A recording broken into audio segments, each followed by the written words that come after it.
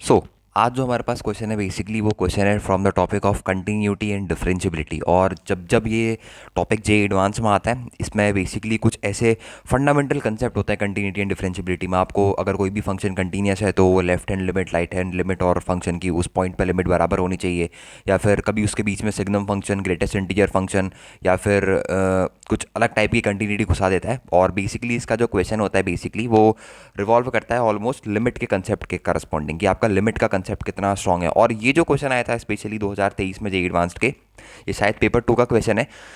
तो इस क्वेश्चन में मतलब अगर आपको बेसिक कंसेप्ट भी पता है ना, एटलीस्ट मैं तो ये कहूँगा कि बोर्ड लेवल का कंसेप्ट भी पता है, तो भी आप इस क्वेश्चन को इजीली सॉल्व कर सकते हो। But the most important thing about this question is patience. ये आपका पेशेंस टेस्ट करता है कि आपके अंदर पेशेंस कितना है, क्योंकि ये क्वेश्चन जो है थोड़ा सा लंबा जाएगा, लंबा इस सेंस में जाएगा क्योंकि ग्रेटेस्ट इंटीजर फंक्शन को आपको ब्रेकआउट करने में, वहाँ पर पीस वाइज फंक्शन डिफाइन करने में कई कबार बच्चे घबरा जाते हैं कि कैसे तोड़े, कैसे डिफाइन करे पीस वाइज। तो आज अगर किसी को पीस वाइज फंक्शन में भी दिक्कत है या फिर समझ नहीं आता है कि अगर कंटिन्यूटी एंड डिफरेंशियबिलिटी में अगर ऐसा फंक्शन आता है जिसे हमें पीस वाइज डिफाइन करना पड़े तो उस तरीके के क्वेश्चंस को कैसे सॉल्व करें, या फिर किसी को भी अगर दिक्कत आती है कि right hand limit, left hand limit continuity के लिए कैसे निकाली जाती हैं पीस वाइज फंक्शन में, या फिर left hand derivative, right hand derivative क्या होते हैं, कैसे निकाले जाते हैं पीस वाइज फंक्शन में, तो आज की वीडियो आपके लिए बेसिकली। और एक बार खुद से भी इस क्वेश्चन को ट्राई करके देखना, और बहुत ही बढ़िया क्वेश्चन है, मतलब है easy question. Again I am saying है इजी क्वेश्चन, बट इस क्वेश्चन में थोड़ा सा लेंदी बना है और थोड़े से सारे सारे थोड़े थोड़े बहुत हर कंसेप्ट में इस क्वेश्चन ने क्या कर रखा है, टच कर रखा है, इसीलिए ये क्वेश्चन मेरे को अच्छा लगा। सबसे पहले अपन को क्या दे रखा है, एक फंक्शन दे रखा है greatest integer function 4x x minus one by four का whole square into x minus one by two. ये मेरे को एक फंक्शन दे रखा है जहाँ पर ग्रेटेस्ट इंटीजर फंक्शन है मेरे पास जी आई एफ ऑफ एक्स है। अब इस फंक्शन कौन कौन से इंटरवल में डिफाइन है, ये फंक्शन मेरे पास डिफाइन है सिर्फ और सिर्फ 0 से लेके 1 के बीच में। ये बहुत ध्यान देने वाली चीज़ है, फंक्शन मेरे पास डिफाइन है कहाँ से कहाँ के बीच में, सिर्फ और सिर्फ 0 से लेके 1 के बीच में मेरे पास फंक्शन डिफाइन है। अगर मेरे पास, पहले अपन फंक्शन लिखते हैं यहाँ पर कि अपन को फंक्शन क्या गिवन है। फंक्शन जो गिवन है अपन को वो गिवन है ग्रेटेस्ट इंटीजर फंक्शन 4x, और ब्रैकेट में अपन को गिवन है x minus one by four का होल स्क्वायर, मल्टीप्लीकेशन में अपने को गिवन है x minus one by to. तो ये मेरे पास फंक्शन है बेसिकली। अब जो सबसे दुख वाली चीज़ है इस फंक्शन में वो है ग्रेटेस्ट इंटीजर फंक्शन 4x। अगर 4x नहीं होता तो अपन कहते हैं कि ये क्वाड्रेटिक फंक्शन है, तो क्वाड्रेटिक फंक्शन जो होते हैं वो हमेशा कंटिन्यूस होते हैं ईच एंड एवरी पॉइंट पे। ये बहुत ही ईजी हो जाता, बट इतना ईजी है नहीं। The most important thing about this question is you have to analyse the greatest integer function वाला पार्ट। अब जो x बिलोंगिंग है हमारा, x जो हमारा बिलोंग करता है वो बिलोंग करता है 0 से लेके 1 तक। अब हमको ये बात समझ में आती है कि 4x हमारे पास कहाँ से कहाँ बिलोंग करेगा, 0 से लेके 4 तक। अब 4x के बाहर से जो चीज़ लगी हुई है वो लगी हुई है ग्रेटेस्ट इंटीजर फंक्शन, मतलब जहाँ जहाँ पर ये पॉइंट, जहाँ जहाँ पर 4x हमारे पास इंटीजर हो रहा होगा, जिन जिन x के करस्पॉन्डिंग हमारे पास 4x इंटीजर हो रहा होगा, वहाँ वहाँ पर हमारे पास ग्रेटेस्ट इंटीजर फंक्शन क्या होने वाला है, ब्रेक होने वाला है। तो 4x इंटीजर कहाँ कहाँ पर हो रहा होगा, 0 पे, 0 के बाद 1, 1 के बाद 2, 2 के बाद 3, फिर 3 के बाद जब आपने इसमें 4 डाला होगा तब तब इस पॉइंट पे क्या हो रहा होगा, 4x हमारे पास क्या बन रहा होगा, इंटीजर बन रहा होगा। अब तब x कौन से इंटरवल को बिलोंग करता है वो वाली थोड़ी सी आपके पास बात कर लेते हैं। थोड़ा सा इसको साइड हटा के यहाँ पर लिखना शुरू करते हैं कि किस तरीके से आपको पीस वाइज फंक्शन जो है वो डिफाइन करने होते हैं, किस तरीके से आपको उनकी डेफिनेशंस लिखनी होती है पीस वाइज फंक्शन की। तो ये तो अपन की बात होगी थोड़े बहुत फंक्शंस के बारे में कि किस तरीके से अपन फंक्शन डिफाइन करने हैं। अब जो मेन टॉपिक आया, मेन जो पार्ट आया वो ये आया कि फंक्शन अपन को किस तरीके से डिफाइन करना है, क्योंकि अल्टीमेटली आपको फंक्शन ही निकालना है।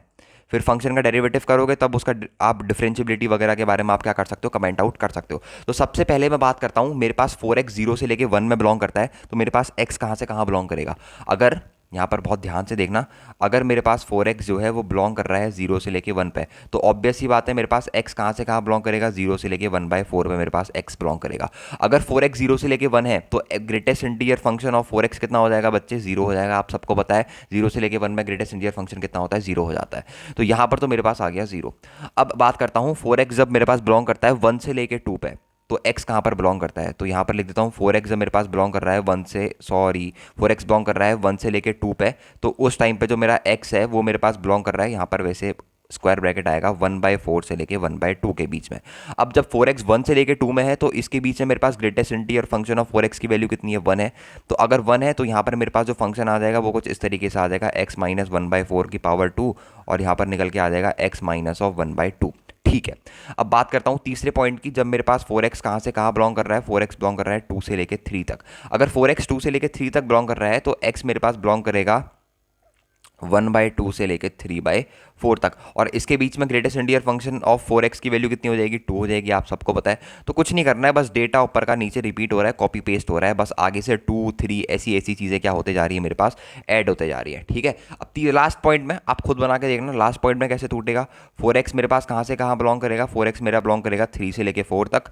तो अगर 4x मेरे पास जा रहा है 3 से लेके 4 तक, तो मेरे पास x कहाँ से कहाँ बिलोंग करने वाला है, तो मेरे पास x बिलोंग करने वाला है 3/4 से लेके बेसिकली ये बिलोंग करेगा मेरे पास 3/4 से लेके 1 तक। और यहाँ पर greatest integer function of 4x की वैल्यू कितनी होगी मेरे पास, उसकी वैल्यू हो जाएगी 3। तो कुछ नहीं है, एक 3 का फैक्टर आगे से आ गया है, और बाकी सारी की सारी चीज़ें आपको वैसी की वैसी क्या कर देनी है, कॉपी पेस्ट ऊपर का पुराना बचा खुचा डेटा। तो ये मेरे पास बेसिकली फंक्शन है, जो मेरे को छोटा सा फंक्शन क्वेश्चन में दिया था, वो एक्चुअल मेरे पास फंक्शन नहीं है। जो इन एक्चुअल मेरे पास फंक्शन आ रखा है वो मेरे पास ये निकल के आ रखा है, 0 1 इंटू कुछ, 2 इंटू वही चीज़, 3 इंटू वही चीज़, और ये मेरे पास है इंटरवल्स। अब जो सबसे पहला ऑप्शन है उस पर जाते हैं। सबसे पहले ऑप्शन में हमसे बोला है द फंक्शन इज अच्छा मतलब डिसकंटिन्यूटी और कंटिन्यूटी की बात करिए, the function F is discontinuous exactly at 1 point in 0 से लेके 1। ठीक है, मतलब ये अगर मैं आपसे इस फंक्शन की बात करूं तो सबसे पहले है मेरे पास 0। 0 की तो अगर हम बात करें तो एक कांस्टेंट फंक्शन है, तो ये कभी डिसकंटिन्यूअस हो ही नहीं सकता, या हमेशा कंटिन्यूअस है। दूसरा वाला फंक्शन दिख रहा है आपको, एक क्वाड्रेटिक फंक्शन है। तो क्वाड्रेटिक फंक्शन हो या क्यूबिक फंक्शन हो, जितने भी अलजेब्रिक फंक्शंस होते हैं, हमने कंटिन्यूटी में पढ़ा है कि ये सारे के सारे कैसे होते हैं, कंटिन्यूअस होते हैं, डिफरेंशिएबल होते हैं थ्रू आउट देयर डोमेन।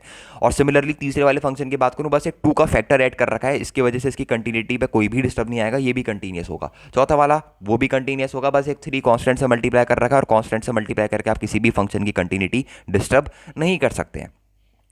तो दिक्कत कहाँ पर आती है, मैंने आपको पहले भी बताया था जब अपने कंटिन्यूटी एंड डिफरेंशिएबिलिटी पढ़ी होगी, आप सबने पढ़ा होगा कि जहाँ पर जिस पॉइंट पर फंक्शन का डेफिनेशन चेंज होता है, उस पॉइंट पे क्या होता है, हमारे पास फंक्शन की जो वैल्यू होती है या फिर फंक्शन जो होता है वो थोड़ा बहुत चेंज करता है, अपने आप में चेंज लाता है। मतलब जैसे यहाँ पर मैं बात करूँ 0 से लेके 1/4 में तो 0 है, पर 1/4 से लेके 1/2 में हमारे पास फंक्शन की डेफिनेशन चेंज हुई है। तो 1/4 is that point in which function is actually changing in definition. वैसे 1/4 से 1/2, फिर 1/2 से 3/4, तो 1/2 भी एक ऐसा पॉइंट है जहाँ पर फंक्शन मेरे पास क्या कर रहा है, अपनी डेफिनेशन को चेंज कर रहा है। तो ये भी जो शक वाले पॉइंट्स होते हैं ना, जहाँ पर फंक्शन अपनी डेफिनेशन को चेंज करता है, यहाँ पर आपको बेसिकली जरूरत होती है कंटिन्यूटी फंक्शन की अलग अलग करके चेक करने की। यहाँ पर आपको बहुत ज़्यादा इंपॉर्टेंस हो जाती है कंटिन्यूटी की। ठीक है, तो अगर मैं बेसिकली पॉइंट्स की बात करूं कि मेरे को किस किस पॉइंट पे शक है, तो मेरे को भैया सबसे पहले तो मैं बोलूंगा मेरे को शक है x इक्वल्स टू 1/4 वाले पॉइंट पे।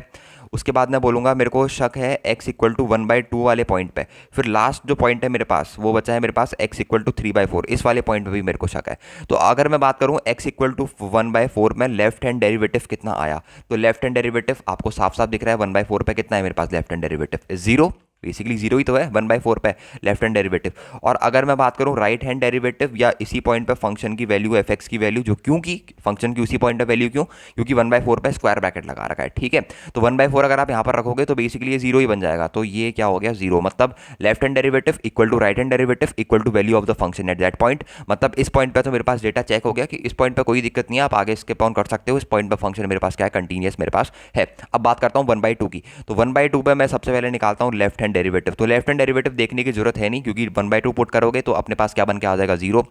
और अब बात करता हूं राइट हैंड डेरिवेटिव या फिर फंक्शन की वैल्यू 1/2 वाले पॉइंट पे, तो वो भी आप 1/2 यहां पर पुट कर दो, तो वही चीज आपके पास 0 अगेन फिर से निकल के आ जाएगी। मतलब ये वाला जो पॉइंट है ये भी शक के घेरे से बाहर चला गया है, क्योंकि इस पॉइंट पे भी मेरे पास फंक्शन क्या हो रहा है, कंटिन्यूअस हो रहा है। अब बात करता हूं x इक्वल टू 3/4 वाले पॉइंट की। x इक्वल टू 3/4 वाले पॉइंट पे सबसे पहले मैं निकालने की कोशिश करता हूं लेफ्ट हैंड डेरिवेटिव। तो 3/4 अपन को यहाँ पर पुट करना पड़ेगा, तो 2 इंटू यहाँ पर बन जाएगा अपने पास 3/4 माइनस यहाँ पर बन जाएगा 1/4 का whole square into x minus of 1/2। और अगर इसी पॉइंट पे राइट हैंड डेरिवेटिव देखा जाए तो सेम चीज़ दिखी है, बस 3 से आपको मल्टीप्लाई कर देना है, अंदर सेम चीज़ है 3/4 माइनस 1/4 का whole square into x minus 1/2। अब क्या ये दोनों चीज़ इक्वल हो सकती हैं कभी, मतलब कोई चीज़ है जैसे ये फैक्टर लेट सपोज एक्स है, एक्स आपके पास 2 से मल्टीप्लाई हो रहा है, वही एक्स आपके पास 3 से भी मल्टीप्लाई हो रहा है, तो ये कभी रिजल्ट सेम जनरेट नहीं कर सकते। तो ये वाले पॉइंट पे मेरे पास फंक्शन जो है वो कंटिन्यूस नहीं है। इस वाले पॉइंट पे मैं सीधे सीधे कह सकता हूँ कि function is not continuous. Not continuous मतलब नॉट डिफरेंशिएबल, ये बात तो आपने पढ़ी है। नॉट कंटिन्यूस का मतलब क्या होता है मेरे पास, नॉट डिफरेंशिएबल।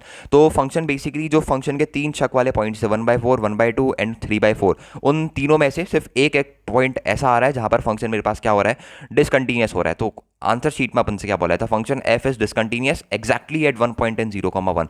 और वो पॉइंट भी अगर अपन से पूछा होता तो अपन पॉइंट भी बता देते कि x इक्वल टू 3/4 वो वाला पॉइंट है जहाँ पर फंक्शन क्या हो रहा है अपने पास, डिसकंटिन्यूअस हो रहा है। तो पहला ऑप्शन तो बिल्कुल डायरेक्टली धड़ल्ले से आप कह सकते हो कि बिल्कुल करेक्ट है।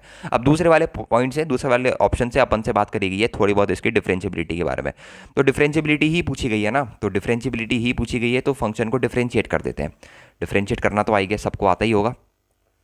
अगर डिफरेंशिएबिलिटी के बारे में ही पूछना चाहता है बेसिकली, तो डिफरेंशिएबिलिटी के लिए अपन क्या करते हैं, इस फंक्शन को डिफरेंशिएट करना शुरू कर देते हैं। तो जीरो का डिफरेंशिएशन, अगेन मेरे पास जीरो का डिफरेंशिएशन तो जीरो ही होता है। ये जो फैक्टर लिखा है इसका डिफरेंशिएशन कितना होगा, यहाँ पर मैं पहले x माइनस 1/4 का होल स्क्वायर को कांस्टेंट रखता हूँ, प्लस फिर यहाँ पर एक 2 आगे से आ जाएगा। अगर आप इसका डिफरेंशिएशन करोगे तो यहाँ पर आ जाएगा मेरे पास 2 माइनस एक्स माइनस 1/4, और अगेन अंदर कितना बचेगा, x माइनस 1/2। इंटरवल यही है जो यहाँ पर लिखे हैं, ठीक है। यहाँ पर अगर आप थोड़ा सा इसको और तरीके से लिखना चाहो तो x माइनस 1/4 कॉमन आ जाएगा।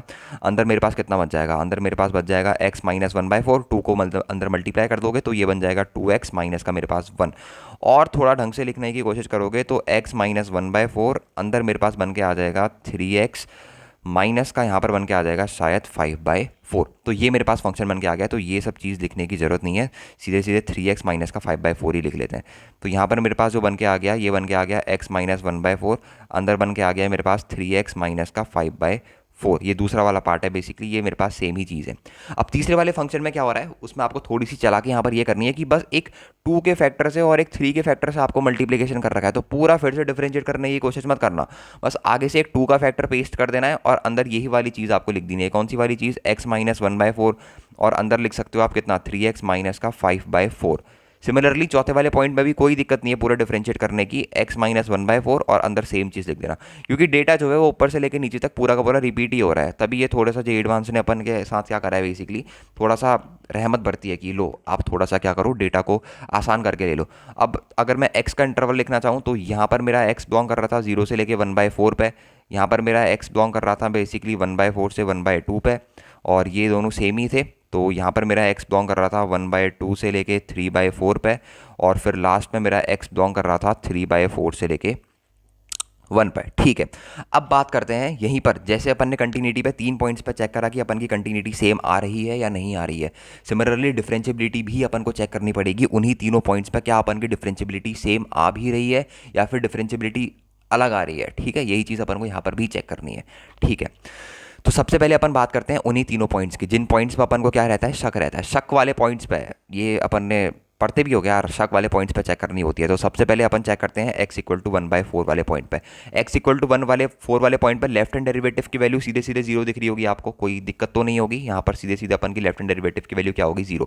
और राइट हैंड डेरिवेटिव की अगर आप इस वाले पॉइंट पे x इक्वल टू 1/4 डालोगे तो ये फैक्टर 0 हो जाएगा। अगर ये 0 हो गया भैया तो कायनात ही पलट गई, ये पूरी चीज़ 0 हो जाएगी। तो लेफ्ट हैंड डेरिवेटिव या और राइट हैंड डेरिवेटिव और फंक्शन की वैल्यू सब 0 आ रहा है, तो इस पॉइंट पे तो कोई दिक्कत नहीं है। इस पॉइंट में मेरे पास फंक्शन क्या हो रहा है, डिफरेंशिएबल हो रहा है। अब जो शक वाला पॉइंट है वो है x इक्वल टू 1/2, और x इक्वल टू 3/4 में तो अपन को चेक ही नहीं करना, क्योंकि इस पॉइंट पर डिसकंटीन्यूअस है भैया, और अगर डिसकंटीन्यूअस है तो नॉन डिफरेंशिएबल होगा। ये पागलबंदी एग्जाम में मत करना, इसको चेक करने मत लग जाना। ये नॉट डिसकंटीन्यूअस है, यहीं पर प्रूव हो गया है। अगर ये डिसकंटीन्यूअस है तो ऑब्वियस सी बात है यार, डिफरेंशिएबल हो ही नहीं सकता, क्योंकि आपने थ्योरम पढ़ी होगी।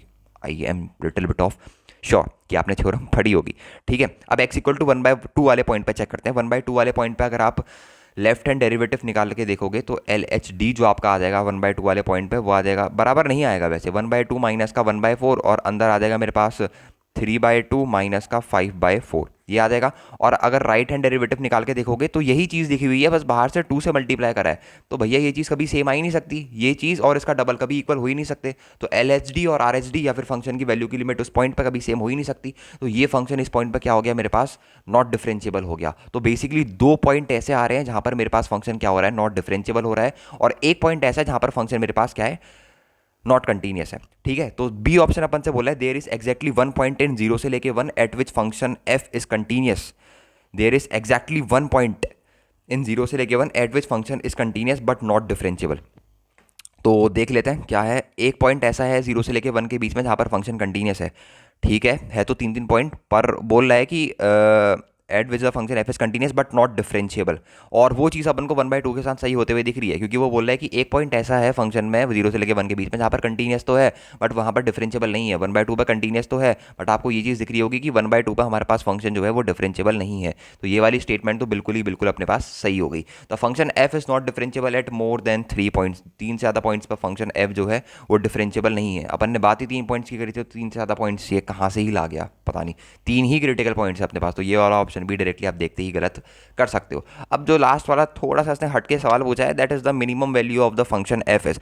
अब बात करते हैं कि इसकी मिनिमम वैल्यू कैसे निकाली जाए। मिनिमम वैल्यू आप किसी भी एक पॉइंट को पकड़ के अगर उस पर वी कर्व लगा दोगे, क्योंकि मिनिमम वैल्यू निकालने के लिए क्या चाहिए अपन को, डिफरेंशिएशन ही चाहिए, और डिफरेंशिएशन तो शायद अपन ने निकाल दिया है यहाँ पे।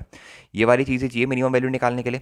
तो अगर आप यही वाले पॉइंट को बार बार रिपीट करोगे, ये जो उसने पॉइंट दे रखा है x-1/4 और यहाँ पर दे रखा है, इससे भी 3 कॉमन निकाल लो, तो 3 बाहर आ गया, यहाँ पर बच जाएगा मेरे पास x माइनस का 5/12। तो ये बन गया मेरे पास। अब इसका अगर आप बेबी कर्व बनाने की कोशिश करोगे तो यहाँ पर आ जाएगा अपने पास 1/4, यहाँ पर आ जाएगा अपने पास 5/12। 2 पॉइंट्स निकल के आ गए अपने पास, ठीक है, 1/4 और 5/12।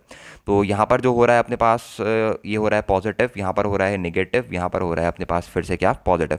तो ये चीज़ आपके पास क्या हो रही है, पॉजिटिव नेगेटिव पॉजिटिव। तो पहले वैल्यू जा रही है पॉजिटिव से नेगेटिव, तो यहाँ पर लाई करेगा मैक्सिमा, फिर नेगेटिव से पॉजिटिव यहाँ पर लाई करेगा अपने पास मिनिमा। तो सीधे सीधे दिख रहा है 5/2 पे 12 पे आपको मिनिमम वैल्यू मिल रही है फंक्शन की। निकालना चाहो तो निकाल सकते हो फंक्शन की वैल्यू 5/12 पॉइंट पे। मैंने जब ये लास्ट टाइम क्वेश्चन सॉल्व करा था तो मैंने इसकी वैल्यू निकाली थी, जो कि फंक्शन के बराबर नहीं आ रही थी, और तो इसलिए आपकी जो मिनिमम वैल्यू होती है वो एग्जिस्ट नहीं कर रही है, किसके बराबर, 1-1/512। तो शायद 1/432 -1/432 के बराबर आती है शायद। फिर भी आप एक बार कंफर्म कर सकते हो, पर इतना तो श्योर है कि मिनिमम वैल्यू इस पॉइंट पे इतनी नहीं आ रही है। तो अगेन ये जो क्वेश्चन है ना, ये बेसिक पूरे फंडामेंटल पे बेस्ड है, आपकी बेसिकली पूरी कंटिन्यूटी एंड डिफरेंशिएबिलिटी को रिवाइज कराने के लिए ये क्वेश्चन दे रखा है। और इसी तरीके के क्वेश्चन करा करोगे। ये क्वेश्चन, ऐसे क्वेश्चन कभी भी लेंदी नहीं होते, ठीक है, ऐसे क्वेश्चन कभी भी लेंदी नहीं होते, बट थोड़े से ट्रिकी बहुत होते हैं। मतलब थोड़ा बहुत इसमें ट्रिक भी कुछ नहीं थी वैसे तो देखा जाए, बस आपको बेसिक आपके स्ट्रांग होनी चाहिए। LHD निकालना, RHD निकालना, लेफ्ट हैंड लिमिट निकालना, राइट हैंड लिमिट निकालना। अगर इस पर अच्छे से काम कर रखा है तो आप इस क्वेश्चन को इन सेकंड्स या फिर 2 मिनट में ईजिली कर सकते हो, कोई भी दिक्कत वाली बात नहीं है। तो आई होप कि आज का वीडियो पसंद आया होगा। बाकी कोई भी दिक्कत होगी, I am there in comment section, आप you can ask your doubts there. तो आज की वीडियो में इतना ही रखते हैं, मिलते हैं नेक्स्ट वीडियो में। Okay bye.